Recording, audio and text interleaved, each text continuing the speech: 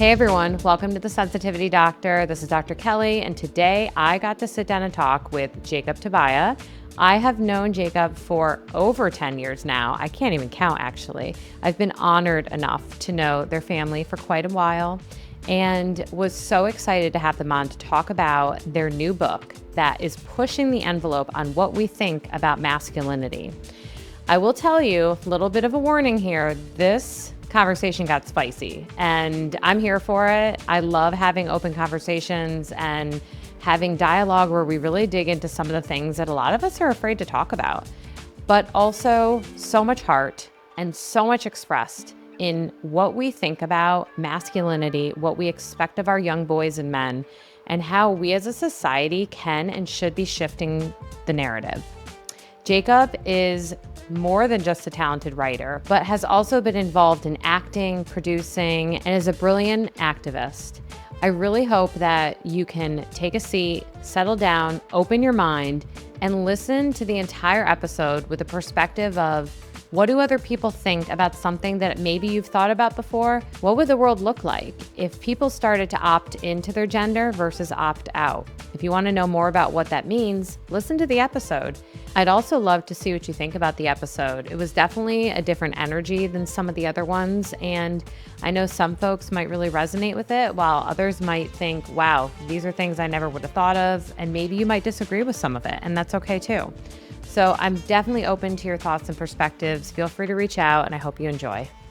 I was kind of glad how this all played out, like I said, because getting to go to your book reading and like just listen to you unpack it all and talk about what is driving, like not just what drove you writing the book, but like what you're hoping to have come from the book. Yeah. I was like, yes, this is like a totally different conversation than we would have had if we had had it before. So Yeah. perfect. I think it worked out well. Yeah, agreed.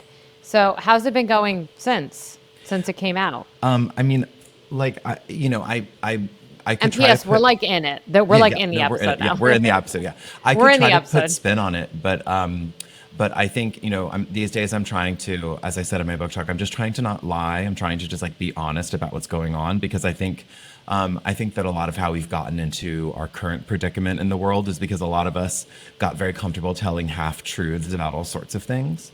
Yeah. And, sanding off rough edges and doing things that we knew were like a little bit bad, but maybe we could get away with. And one of those is like spinning PR as if things are going well when they in fact aren't. I think one of the things, if I had to say something that I think has landed us somewhat in our current predicament as like a trans community and as a non-binary community, I think most of the people I know who were in the public advocacy part of that community, like we were all playing the fake it till you make it card very hard. And the problem with doing that is that then people don't realize the degree to which you structurally are still not okay and the degree to which Right. you are very much vulnerable. And so, these days I'm not trying to pretend like things are going well when they aren't. And like, the book essentially was a dud. I mean, it barely So sold. far. Yeah, so far. So far. I mean, books live very, very, very long lives. Yeah. But like, Do you have it with you to I hold up? do. Because Yeah, this is mine, my second book. yay. It's beautiful. It's a It gorgeous is book. beautiful. And the fact that it hasn't found market success or media acclaim in this present environment, those are the two strongest arguments I could make for a piece of work as to why you should buy it. Because Yeah, if you, no kidding. right, like if you trust the people who are curating the media environment at the present moment to be telling you the things you need to hear, which I don't know why you would, but if you trust the people who have just swung drastically to the right, who are Right. doing most of what they can within their power to appease fascism in this autocratic moment that we're in, right? Like, it makes sense that those people would be drowning out feminist theory, right? It makes sense that those people would not be interested in having a non-binary person with facial hair and lipstick come on their podcast right now, right? Like Yeah. Ezra Klein, I think, is probably terrified of me, and the ignorance from the sort of complete slight from the media establishment, I think has, if anything, points to how vital the work I'm doing is in this moment. Agreed. Because they don't censor you unless you're important. right? Like they don't Yeah, censor that's what you're true. saying unless it's important. And then also, the publishing marketplace right now is just not. We're not in a good moment It's in rough. the American life of mind, right? Like we are in a moment where most people are just seeking escapism from the work that they're consuming. People aren't turning to. People don't turn to books their for their political guidance anymore in the way that they once did. True. People turn to, uh, 1 minute soundbitey edited within an inch of their life TikTok clips for their political education. And Right. part of why I wrote this book, I mean, part of what writing a book, what's so intentional about a book, about this thing, right? About like a piece, about like pieces of Which I have paper. mine. I have your two Yeah. books. They live together on my favorite shelf in my office. So I have Yeah. my therapy office, which Oh, is in the view of my clients, so they can see your books. They're oh, like I friends love together. that. I know. And then Oh. I thought about it today when I looked at my schedule. I was like, oh, I don't have my friends here from my office. So I Oh, do have that's them. okay. Yeah. The studio life. But yeah, like I think to me it felt very important to put this in book form because I don't think that getting our political education on TikTok is good for our brains. I don't think it's good for individuals. It's clearly wrecked our democracy. And the type of argument that I need to make, the type of depth that has to happen in order to encourage people to reframe their feminist thought entirely as it comes when it comes to men and boys, that work requires a book. It requires Yeah. the methodology of reading a book. You cannot get it Right. from a short form video. Like Well, it has to be read in long form and sat with. Well, case in point, when you look at your book, for all of you who will have to dash out and get it immediately, the reference section Oh is yeah. like thesis thick. Yeah, it's thick. Wait, I'll show it off. It's my favorite part. It's thick. I mean, it really speaks to how much Yeah, time you this is took, the references. Just right? this Which chunk. is like longer than And in case you're it's a wondering what the font size is for references, it's like this. teeny, teeny, tiny. Teeny tiny. Teeny tiny. And what I love about that is that you are. So I have this thing about when someone asks me what I write, I don't say self help, I write science help because anything I say, whether it's an idea or a new idea, an old idea, I have to justify it with Right. something. And I found that to be true with not only your incredibly beautiful writing, but you were posing a lot of ideas, which I'd love for you to unpack some of them. You were posing a lot of ideas, but they weren't just like out of nowhere. They were Right. based off of research, stats, lots of stats, some scary statistics, which I would be welcome you to share. And so I really appreciated that. So I want to ask you, what do you think is your that like most driving message that you really want to get out there right now to get us Yeah. started? Yeah. To get us started, what I would say the core tenet of the book is that we made a huge mistake as a feminist movement and as a world when we began to understand or worked to understand all men as beneficiaries of patriarchal institutions. And when in fact most men are co-survivors of patriarchal institutions. That's Love essentially it. the key argument is it's sort of what the book asks in so many different ways is what happens if we stop understanding men as people who are benefiting from participating in the patriarchy to understanding them as people who are exploited to enact the patriarchy and are Right. hurt in the process and are unduly harmed in that. And you're not just talking about men who would consider themselves sensitive or non binary or LGBT. You're talking all men. Yes, yeah. No, I think men are hurt in different degrees by the training that you receive as a boy in terms of how to be a man. And I would argue that those of us who are doing the best, spiritually speaking, right, the people who are most aware of how we've been harmed, the most aware of how patriarchy is in fact hurting us, how living in a patriarchal world is, you know, corroding our very souls, right? Like, I would argue that those of us who identify as non-binary or feminine men or sensitive men or trans women who were raised as men and then said no, right?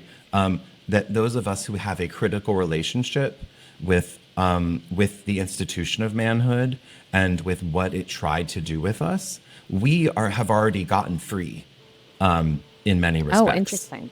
Right? Okay. Like, because they said you can't cry, and we said F you, right? We can cry and we will cry. I can and will cry. They said, these are the Yeah. types of movies you must like, and these are the types of movies that you are not allowed to like. And we said, no, screw you, right? Like, Good point. these are the types of people you're allowed to love, and these are the types of people you aren't allowed to love. And we said, no, fuck off, right? Like, we freed ourselves from these strictures that were bound so tight around us. And I think the men who are suffering the most right now are actually the men who don't realize the ways in which they have been harmed, right? Like, the person, and it's something I write in the book. There's a section where I'm like, the alcoholic in most need of help is the one who denies that they need treatment, who denies that they have a Yes. problem, right? Absolutely. The patient in most need of treatment for PTSD is the patient who doesn't yet know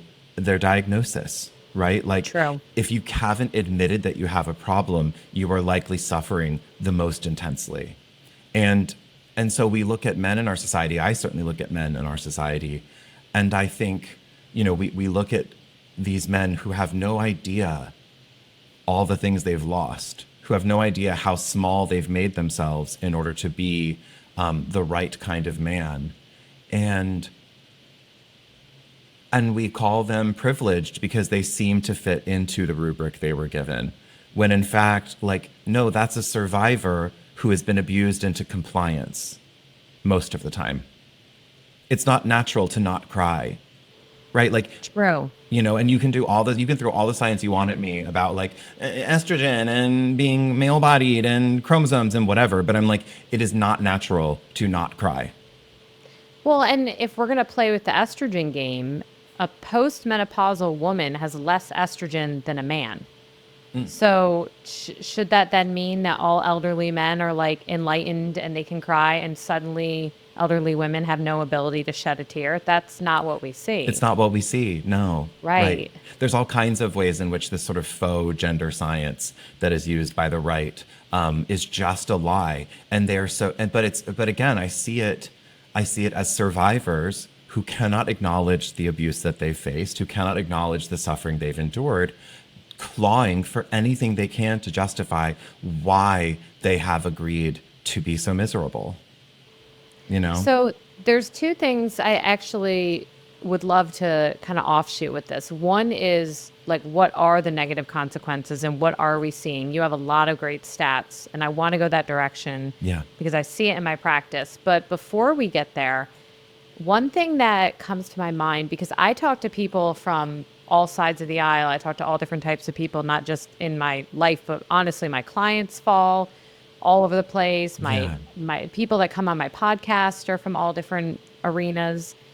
And I remember someone recently who is more right-leaning saying something to me about this idea of exposing the negative impact of kind of like expected masculinity or forced masculinity of, well, masculinity, this was kind of what they were saying.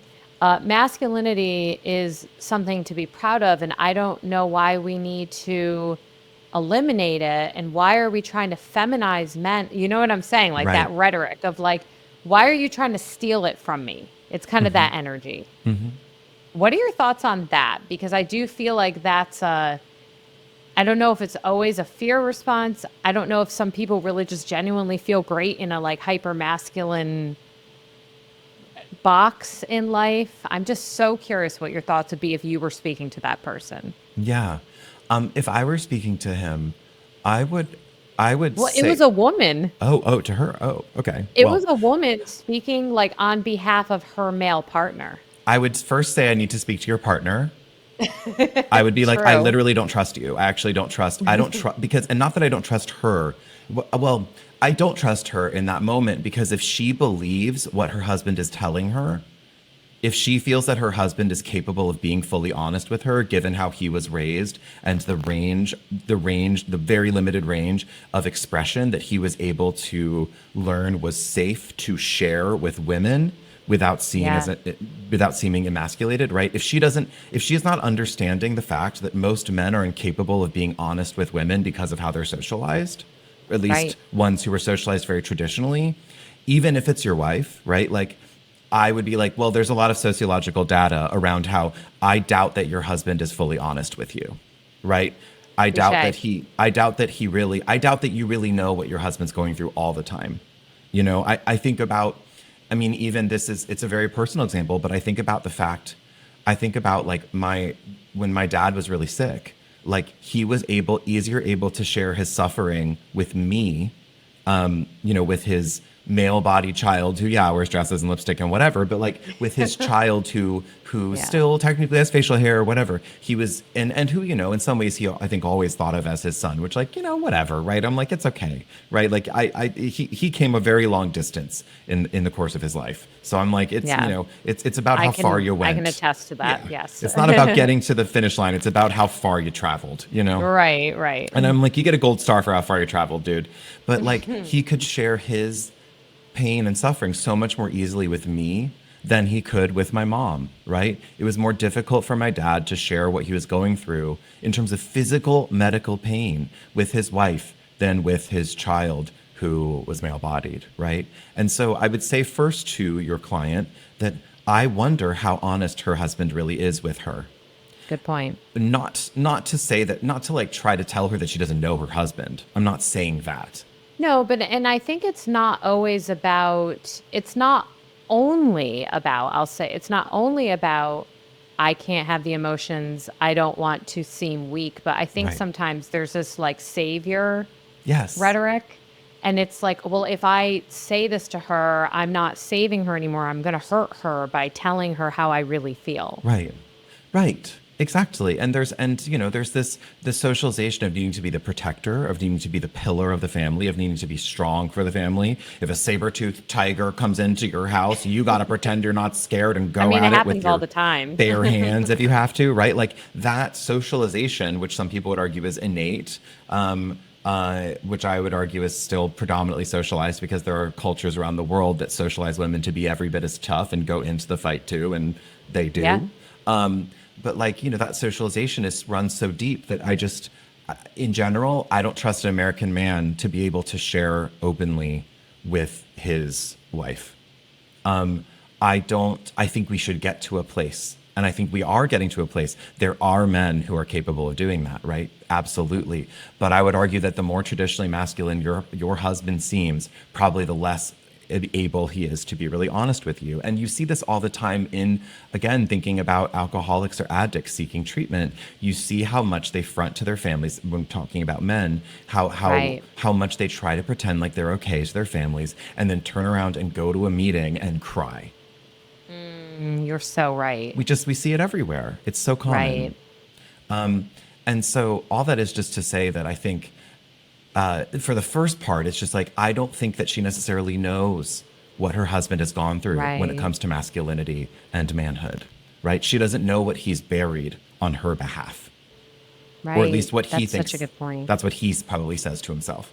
And then the second thing I'd say is just that, like, about the sort of trying to take masculinity part is it's like, abso-fucking-lutely not. I need masculine people. I Yeah. love masculine people. I love masculine people romantically. I love masculine people like it functionally, right? Like I love strength. I love aggression. I am actually pretty aggressive myself, just as a person. You know what I mean? Right. And so all the things, given that masculinity is a social construct, and the idea, but the things that exist within the social construct of it, I Right. adore. And there is Yeah. space for them in our society. There is space for them in the world, and there will always be space for them, and there should always be space for them, right? Like, Right. boys need a place to roughhouse. I'm not saying they don't. I'm saying that boys should also be able to choose to not roughhouse if they don't want to, Right. right? Right.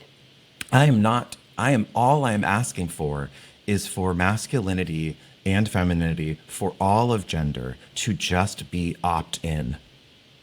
Right Oh, I now it's love opt that. in. It's right now it's opt out. Gender is opt out on pain of economic reprisal, physical violence, social disapprobation and shame, right? And I want gender to be opt in. It's like I'm not trying to say that we can't have the boys who sit around and punch each other club at school. I'm actually okay with that. If you need a Right. fight club or whatever, like boo do you, Right. truly. Right. But I don't want to have to go. You Or at don't want least to I be want to be guilted or made fun of or yeah. diminished if you don't want to be in the club. Yeah, I don't want to be forced to go. I might even want to give it a try once just to see what it's like to be punched across the face. Maybe I want to give it a shot one or two times, but I want to be like, that's my choice because I'm being a tough girl and I'm going to go to the fight club today, right? Like, so Yes. I think that there's this common misconception. Well, half of it's a misconception and I think half of it isn't, right? I think there are people on the feminist left who speak about masculinity in very unskillful ways, who speak about masculinity and paint it with an overly broad brush, who are not interested in talking about the beauties of masculinity and the importance Right. of it, who don't want to spend time celebrating it. And I don't Right. blame those people either, actually, because I'm like, those are people who are just in the process of healing, right? Who have been hurt by masculinity and are trying to figure out what it might mean eventually to be kind toward it again one day. And they just haven't Yeah. gotten there yet. And my Yeah. only encouragement in that frame would be to say, if you haven't gotten to a place of healing quite yet with that, maybe some of this discourse, maybe some of your healing isn't best suited to occur in public or online, Good right? point. It might be a more intimate healing that needs to happen first before you go into the world and claim to know. Yeah, and that's okay. We don't need to. And I like that too with vulnerability. I think people think it's just you have to be okay with sharing with everyone, but it's really okay to choose to share wisely, Right. Right. right? Choose to And share with people who are going to show up for you when you share. yeah. And I also understand how we got in this predicament because Lord knows with social media, if you don't share it online, it feels like you're dead. It just Didn't feels share, like it doesn't happen. yeah. If you just talk to a friend at a bar, it doesn't feel real anymore. We live in this sort of unreality where unless there's hearts and likes and numbers associated with an idea that we had, it doesn't feel like the idea is real. And I say that as someone who just wrote a whole book that was a whole ass book that's hundreds of pages that was published that took 4 years of my fucking life to pull together in crazy sacrifice and because it didn't get those numbers online or in a little database, it feels less real, right? So I understand Yeah. needing this desire to be like, I should process this in public on social media because that's what claiming my power means.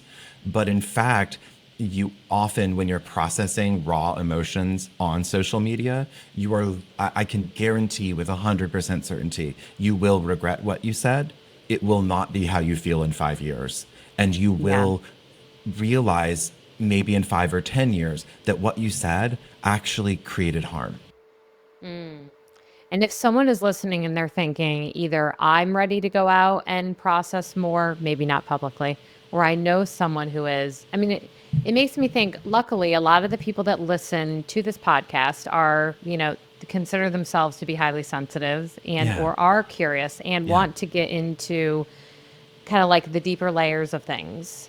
But someone listening might know someone in their life potentially, or Yeah. maybe they are themselves who haven't felt like they could take the next step. And Yeah. that's something that I think you did really well in the book was highlighted some of the more stark and or glaring statistics that back Yeah. up what you're saying. And I will tell you anecdotally from a case point stance, when I used to work in the substance abuse arena, my caseload was pretty split, half and half, men to women. And I think it was because once it gets to that point, you almost can't deny that there's a problem. Like Right. there's usually external world things that prevent you from continuing to pretend everything's okay. Yeah. But now in the kind of more like private practice outpatient setting, I still work with substance abuse, but it's not to the degree that I did before. I try to find men to work with. Anytime I get a man that reaches out and I can accommodate them, I mean, little known secret, sometimes they bypass my wait list because I'm just Yeah. like, yes, like I want to get you in. I probably only have, and this probably matches your stats, maybe 25% of my caseload at best has been men, even though I try to Yeah. get them in the door. Yeah. So, yeah, how does that, I don't know, align with some of the things that you learned when you were looking into your stack of research for the book? Yeah, well, I mean, first I can share just some of the statistics that we were talking about, and Please. the way I Yeah. present them in the book, I'll show it in a second, but I have a lot of things. It's scattered throughout. So one of the commitments that I make to my reader, and if this book were ever properly reviewed or had been properly reviewed by anybody, maybe someone would have appreciated that this was actually really fucking sophisticated, and was a extremely deliberate choice, right? Like I think one of the challenges I face as someone who does not have, I mean, I have an undergrad degree from Duke, but I'm not currently a professor at Harvard or something, right? And so people assume I'm an idiot dilettante, right? Like for the Which most you are part. far from, but Yeah, but in yes. publishing, people are like, well, if you don't have a MacArthur and you don't have, and you aren't a professor at Yale, you're probably a dumbass, right? And my first book was very pink and sparkly, and so people also have assumptions about like how serious of an artist and serious of a writer and thinker I am. Right. And I feel like I think one of the most interesting, and I'd be curious to know how it felt for you, but one of the most interesting and groundbreaking approaches that I take in this essay collection is that I do not put statistics in the essays themselves.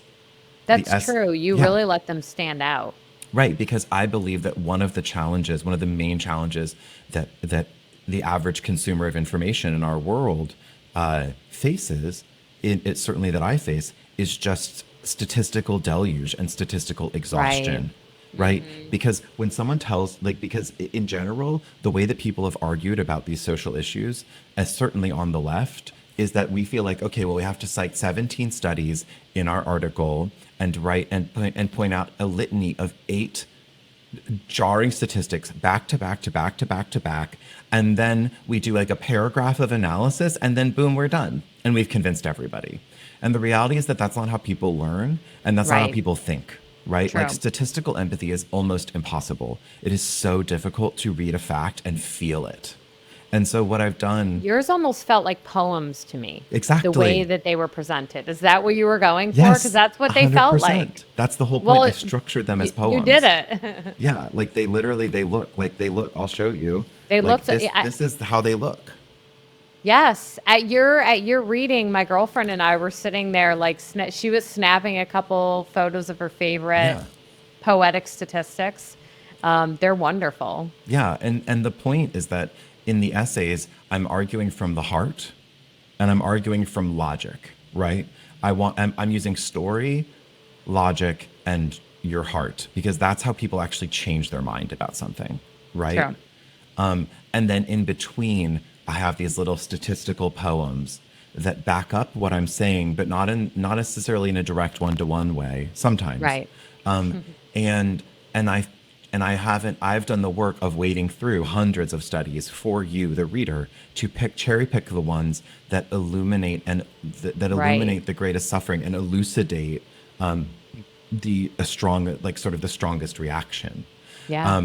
And so it's funny because even reading them on a podcast back to back, it's going to feel too intense, right? Because like these statistics are poetic, they're powerful stuff, right? Like they are jalapeno peppers, and Yeah. like you can't just slam slice after slice after slice. Most people can't. No. But I one do that I like think jalapenos though. the jalapenos are amazing, yeah. But it's like, but it's about moderation. You can't just sit down and have a Totally. jalapeno salad, right? Like, you can't just put No, but jalapenos in they're a really bowl good with in a dressing. cocktail. Absolutely. Yeah. We should have had those while we were talking. Damn. I know, right? Next time.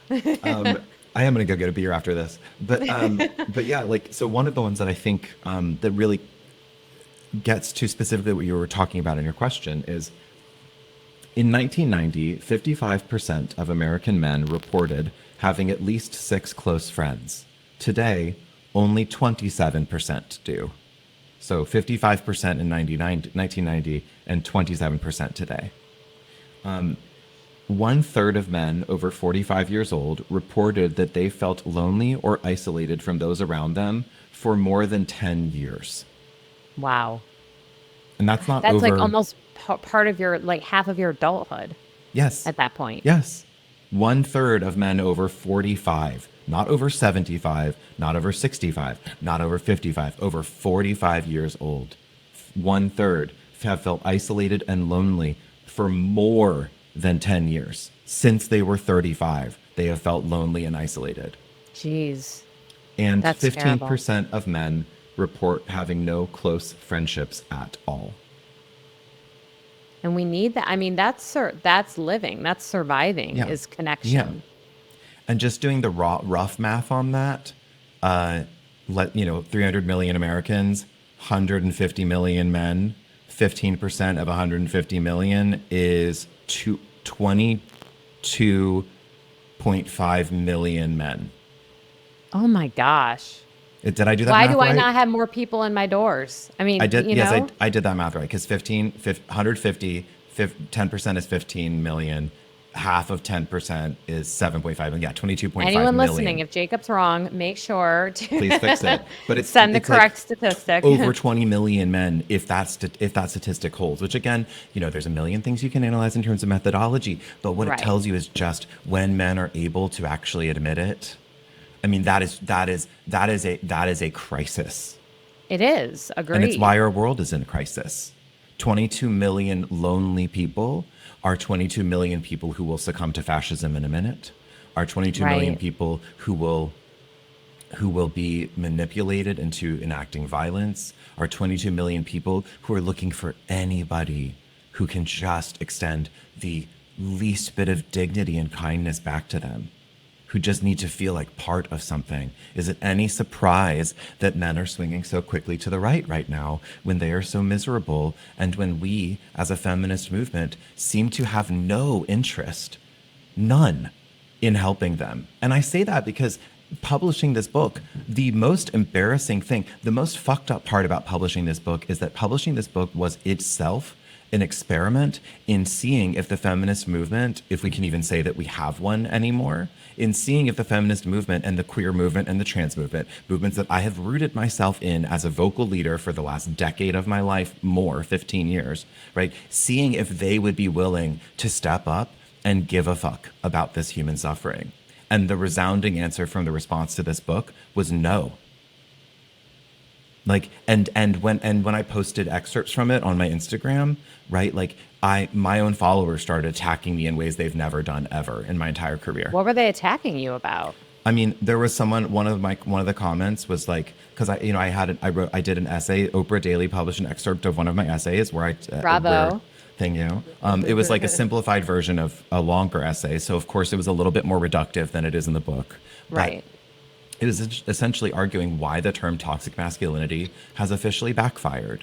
How it just I doesn't couldn't work. agree more. And I Yes. talk on this, honestly. Any reasonable person knows that it has backfired and does not have utility, right? If you believe that toxic masculinity is a term worth saving, like, truly, I don't think I can be in a movement with you anymore, because you are not invested in seeing the physical and literal manifestations of your language. If you aren't interested in the effect of your language, if you're only interested in how it feels to say the language that you care about, and are not interested in whether or not that language creates violence in the world, then we are not Right. in movement together. You and I are You not on the same page, right? you unpacked that really well. I remember at the reading about how I think you said something along the lines of, like, if we even just calling it toxic, quote, masculinity alludes to It almost seems to me, in a way, like people who want to be really masculine would want us to get rid of that term, right? Right. Like everyone wants it to be gone. Right. Like, I I mean, don't really see who it's serving. Who is it serving? well, the only people it's serving are people who are not far enough on their own spiritual path in terms of healing what men have done to them. And I'm not saying that there is shame in not having healed from the violence that men have enacted and in the case of many people are continuing to enact upon you. But I am saying that I love you too much. If you are someone who is currently facing violence at the hands of men, I love you too much to let this term stand. Yeah. I care too much about your well-being to allow you to continue using language that is actively creating further harm in your own life, right? Right. Like toxic masculinity, using the term toxic for someone who is currently enduring, and this is not a perfect metaphor. I don't know how to make no, I mean, I workshop them a lot and they don't get perfect, but they get pretty good in the written form because I have time to sit with them. Yeah. But it's something like using talk. If you're a person who is currently facing immense violence at the hands of men in your life, right? And you are really having trouble healing from that. Like it's using the term toxic masculinity it's kind of spiritually the equivalent of like downing a pixie stick when you are malnourished. Oh, okay.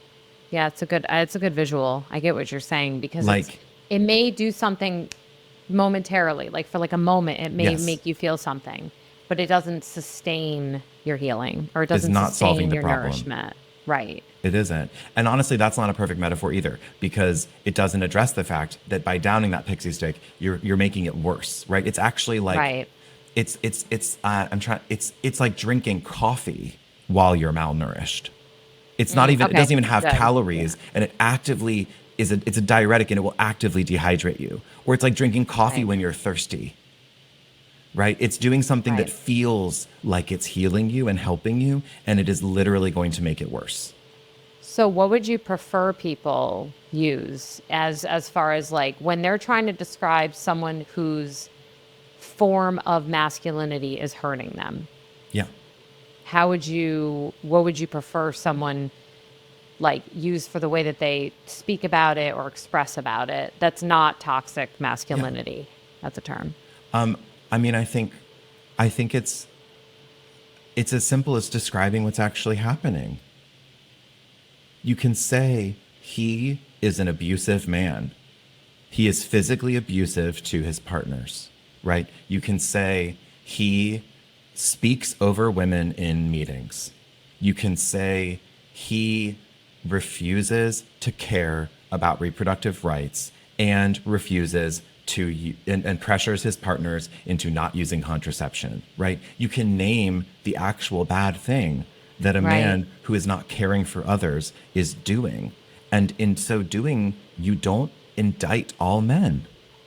Right. You're not making masculinity itself the villain. You're Right. making the action that that particular man or individual or group or entity is doing. Right. And trying to paint men with a broad brush is just kind of stupid. Yeah, I mean, it kind of is so It's simple sloppy. as I've said it before that I really don't know when, how, or why. And it was probably some sort of cultural benefit, financial benefit way back when, power benefit. Like, why and when did we ascribe certain emotions to certain genders? There's Right. almost like this weird, like, like color wheel of genders. And we're Yeah. like, the ones on the right are all the girly emotions, and the ones on the left are the masculine emotions. And it's just like, that doesn't even compute scientifically. It makes Right. no sense. Why is sadness a feminine emotion and anger a masculine emotion? Yeah. Like But it's deeply not. I'm not saying it unhealthy. is. Yeah. I'm Yeah. saying, why is It's that even a coded that notion? way. Yeah. Like, and I mean, I think it speaks to how broken our discourse around gender is. Because in general, like one of the things that I think we've lost sight of in this current moment in trans politics and this current moment in gender politics is why gender differentiation was insisted upon in the first place. And the reason why gender differentiation was insisted upon and why it was so codified is because if you want to value something differently, if you want to value things differently, you have to be able to cleanly separate them. You have to be able to say what is and what isn't. If you want all men to be worth $1 and all women to be worth 50 cents, you have to make it very clear what is and is not man or woman, right? Gotcha. If you want masculinity to be worth $1 and femininity to be worth 50 cents, you have to make it very clear what is masculine and what is feminine. And the moment you begin to muddy those lines, you threaten the ability for people to differentiate. And if you can't differentiate, you can't value differently. Patriarchy does not work without the gender binary, which is why we're so obsessed with it. It's why men are so obsessed with it, because what some men, and it's a very small group of men, I would argue, in terms of cultural power, they want to sustain a world where they are allowed to be worth more than women. This is not most men. This is only a few men. There are a few men who are really, really unwell, and I don't even want to put a number on it in terms of how many within 100 men are actually this way, but they are very loud and they are very unwell and they really need to be stopped, but they actively want a world in which women do not have worth. And to them, yeah, you better police the hell out of gender, because you cannot make men worth more than women unless it is rigidly clear and completely inflexible what a man and a woman are. And it's why they kill people like me. It's why they attack people like me sometimes, right? Right. Like, is because me walking around in a dress actively muddies the waters and threatens a value that they're told is the most important one. And that's part of when I say that masculinity is an institution, or that manhood is an institution, not masculinity. Masculinity is abstract, is too abstract, but manhood is an institution. When I say it's exploitative, what I mean is that it makes foot soldiers out of the average man and promises him that he will get all the things he needs and have this perfect life if he's just man enough. If he just plays by these rules, if he just gives them everything, right? Then he's going to get to be like Elon Musk too. And we know that's a lie. It's a goal. It's the false promise of manhood and masculinity. Do violence to your neighbor, right? Denigrate the women in your life. Sever yourself from your own emotions, right? Like rid yourself of your gentleness. Become an enforcer in your community. Learn to enact violence on others without feeling anything in your own heart. And if you can do all of that well enough, then you too get to drive a Cybertruck and have a jet ski and live in a fancy lake house and have a vacation home and be a billionaire, right? Right. And that is just a lie. There's not enough jet skis in the world. There's enough food, but not enough jet skis. Right. And instead, what we're seeing, to your point with the poetic statistics before, is that the payout is not jet skis. The payout is loneliness, depression, higher rates of suicide, higher rates of substance abuse, much higher rates of imprisonment. Yeah. I think you spoke about that too. It's the payout is not beneficial. Yeah. What do you think, in your opinion, and actually, I just want to say something really briefly. You had said so much earlier about my client and her husband, and I feel as a woman, as we're talking about this, I do feel this interesting shift when I think generationally, kind of where I come from. Did you ever see the documentary about Woodstock 99? No, I didn't get a chance to see it. You should watch it, because talk about unhealthy masculinity. I'll say that instead of the word we're trying to omit. Like, you watch it and you're just like, oh man, there are some pent up young men in this. Granted, like basic needs like water and Right. shade and food were not available. So people are getting really primal. You couple that with the type of music they had, all of these things, and just the like sheer frustration from my honestly, like my generation, all the like high school boys I Yeah. remember, and you should watch it. You got to get back to me and let me know what you think of it after you see it. It's been interesting as a like elder millennial, um, to feel this shift happening where what I was kind of taught to believe that boys and men were supposed to supply in a relationship has luckily been shifting as I've gotten older and I've been in my own relationship. And I have to admit, like, I can't say that I have never said, be a man. Like, I'm Mm, going mm, to admit, and I'm saying I haven't said it in a very long time. I've been intentional. I've been intentional about, like, if I'm really frustrated with my husband, like, never having my requests be related to his manliness or his gender or any of that. But like, that's something I had to teach right. myself not to do. Right. And I'm kind of saying this as the woman in this conversation, you know, I've only ever had the experience of a woman as Yeah. just having Yeah. that experience.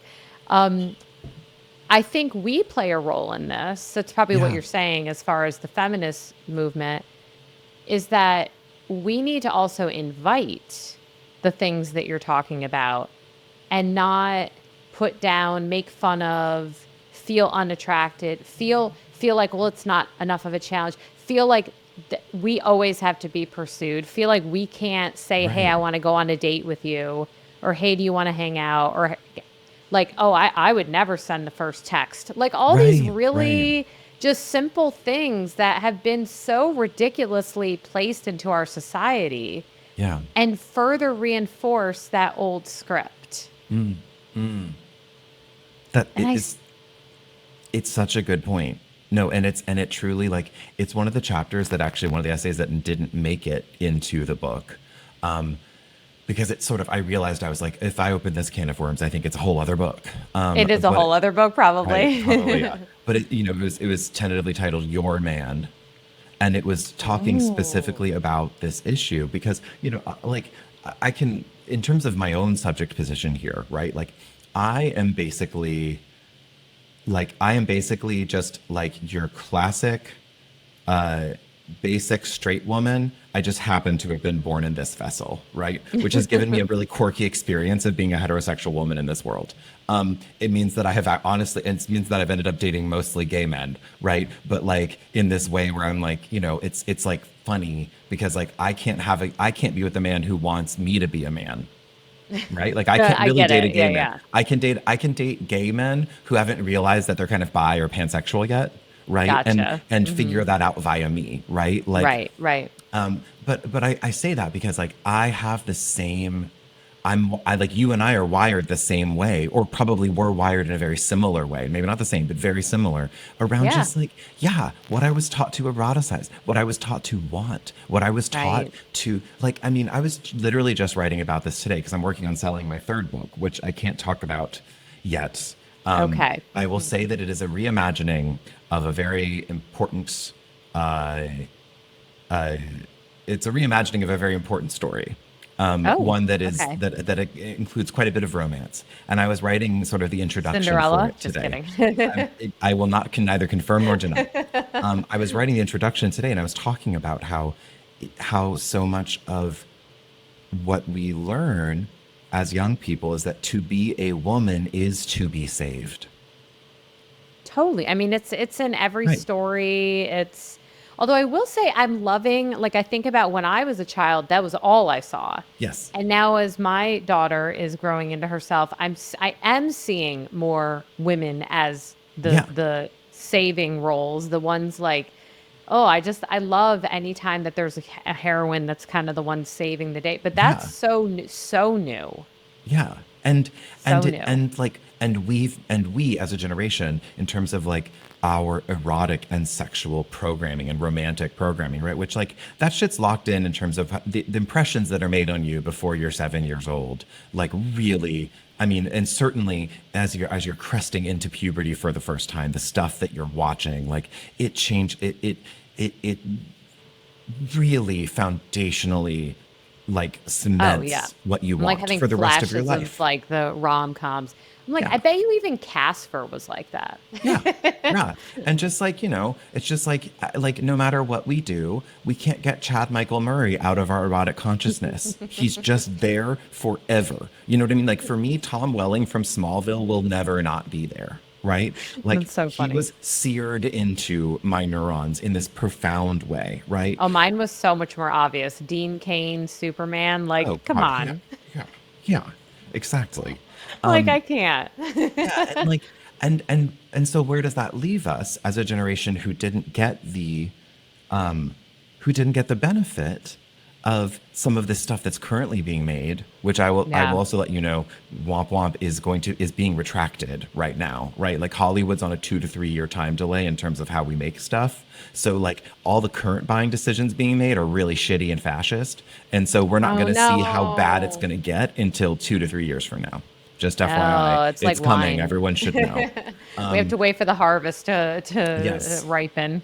But I think like, it leaves us with this place where I'm like, well, what my body says it wants, which was socially conditioned also in some ways, and in other ways is profoundly innate, and it's extremely difficult to parse out what's nature versus nurture, is like, yeah, do I love that feeling of being like, I get to be the fluttery little girl who like has a big, strong boy, picking me up and twirling me around? Sure. Of course I love that. Yeah, there's a part of my heart that aches for that and yearns for that. Yeah. But like, I've learned to broaden my horizons a little bit. Like, yeah, Right. well, you were raised on chicken nuggets, baby. You don't have to eat chicken nuggets forever, you know? True. And it doesn't have to be so heavy, because I Right. think people make it really heavy because there's this shaming that we do on the feminist left of women who want a masculine man. And that's actually an interesting segue. There was kind of one other area I wanted to really try to ask you about, but it's a little controversial. Yeah, well, let's Which get into it for our last you're little edgy our question. last little section here. What about this whole kind of like trad wife movement? You know what Yeah, I'm talking about, yeah, right? for Like this, sure. where there's this reclaiming, like we need to push and kind of shove this role even further down, and then sometimes shove our needs further down. Right. So I'm kind of talking about women's interaction in this a little bit. Like, do you have thoughts on that? Because this feels so, I don't know. I have a hard Yeah. time figuring out how I feel about it. I actually feel really simple about it, which is Okay. just that trad wives are extremely kinky women who have not had the benefit of sexual liberation discourse. Being a trad wife is a kink relationship. You're talking about a kink relationship. Like the 1950s image of a wife and a husband, and the husband works outside of the home and the wife is domestic. Like you're just talking about a dom sub. Like you are talking Hmm. about Okay. a kinky relationship, and of you want that type of eroticism in Right. your married life and in your home life, and you want to enact, and like, and some people, like some in the kink community, there's different levels of how much people want, right? Like some people Right. just want to do a scene and then be normal. Some people want a method act and want to like really live it out. And Right. I think it's really a bummer that we don't like that we can't just be like, hey, if your fantasy, if your erotic and sexual fantasy and romantic fantasy, because we can't forget that it's also romance. Right. And for anyone unaware, dom is the Yeah, dominant one, and then yeah, sub is the subversive or, subordinate or submissive. Yeah. submissive. Which is Yes. funny because I'm not even that kinky of a person, right? Like I haven't done Yeah. a ton of kink, like I just am queer, so I'm around some of it, and Right. like Right. understand that it's just like, yeah, That's you just want to role play, babe. Like you want to role play a 1950s life on Instagram, and that's kinky as hell. And honestly, I think it's hot that you want to do that. But you have to understand what you're doing, and trying to tell other women that they must be turned on by that is where you've crossed the line. Right. At the end of the day, letting yourself be what you want and not putting such high expectations on other people to fulfill the ideas of what you think they should want Yeah. is just it's really at the core of a lot of what you're saying too, Yeah. is like to your point, if you want to have a punching party Have your or punching or party, babe. or a kicking club, do it. But like if I'm not in the mood to do it, don't give me a hard time and don't make fun of me or And call don't me make like my names. safety at school or salary or ability to eat or ability to access healthcare contingent on whether or not I want to go to the punching club. Right. And in the same token, I promise to you, men of America, that I will not make your healthcare, if given power, will not make your healthcare or your ability to eat or your safety at school contingent on whether or not you think wearing high heels is fun. I'm not trying to make you wear high heels. I just want to be able to wear them and be safe. And you don't have to try to make Yes. me want to punch other people, but you should be able to punch other people who consent to being punched and punching back and feel safe. Absolutely. We're like onto another kink. Exactly. No, 100%. Right? Like it's like, and that's what I love about like it's what I love about sex positivity is the idea that there is nothing wrong to want. It is only wrong to tell others what they must want. Absolutely. Like Really that's well put. actual sex positivity. And people get it Yes. wrong a lot because people talk about sex positivity as meaning wanting a lot of sex. And that's not what sex positivity is. No, no, absolutely. So let me ask you then, Jacob. I know you have dreams and visions of what could come Yeah. from, I don't think it matters to me what happens at the very beginning, Yeah. even though in the publishing world it's different. They're like, Yeah. They're like, oh my God, you didn't backlisted. get reviewed by the New York Times in your third day after pub. Well, now it's dead in the water. That's how they talk. It's so stupid. I feel like though your book especially, like, well, we know it's evergreen because this is a topic Yeah. that's not going to go away. But I feel like it has to, someone is going to pick it up at the right time and bring it to the right audience and display it in the way it needs to be. Yeah. And my question for you is like, what is your hope that's going to happen next? My hope is that everyone on both sides of this conversation can like pull themselves together, have a fiber of moral courage and three fibers of intelligence, and understand that like the natural leader for this conversation is someone like me. And I say that because on both sides of this spectrum, I'm having problems, right? Like I am incensed. I am furious. I'm furious that none of these manosphere people will talk to me, right? I'm furious that even the more liberal ones, I'm furious that Ezra Klein doesn't care, right? I am angry that Scott Galloway doesn't know who I am. I am frustrated with with all these people in this men's sort of movement conversation that's trying to emerge right now because they do not see the value of my lived experience. And I was raised as a man and as a boy too. And someone who has dissonance from it is someone to be Right. learned from. And we have superordinate goals around self-determination. And if you would sit with me for 3 fucking seconds and stop judging a book based off of its cover and stop being scared of the fact that I wear earrings, literally, they're just scared of the fact that I wear earrings, right? Right. You would sit down with someone who you would find out can build with you and can Yeah. generate a better world for you. So I'm mad at them. And then I'm also furious at the feminist movement and at the, I mean, just millions upon millions of powerful women who identify as feminists who do not care about what I'm currently trying to do and think they are going to be okay in a world where they aren't going to have to do some serious spiritual work. Right. And like, and I think there are so many women in our world who have profited off of the feminist movement, who have built themselves as feminist icons, right? Or as feminist powerhouses or whatever, who curate culture, who are not willing to let someone like me into the room. They aren't willing to let me be on the podcast. They aren't willing to let me, they will not make me a book club pick, right? They will not They will not step up and acknowledge that I deserve a seat at that table as well. And by I mean someone like me. It's okay Right, if you right. pick someone else, but you have to let people with this analysis into the room. And no one else has published a book like this, which is an indictment on our whole world. It's pathetic that no one else has Right. published a book like this. It is lonely and sad to have been the only voice to articulate something like this in this specific time where everyone should be coming to the same conclusions kind of en masse all at the same time. So Right. Yeah. I would prefer for the world to wake the fuck up. And I'd prefer for everybody to stop being so damn cowardly because feminists are being cowards right now and men are being little baby cowards too.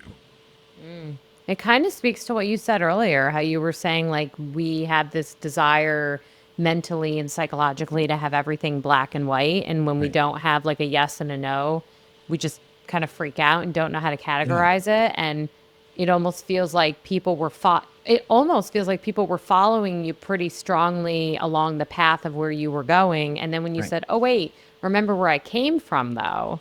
Like, remember Now where I they're mad. started?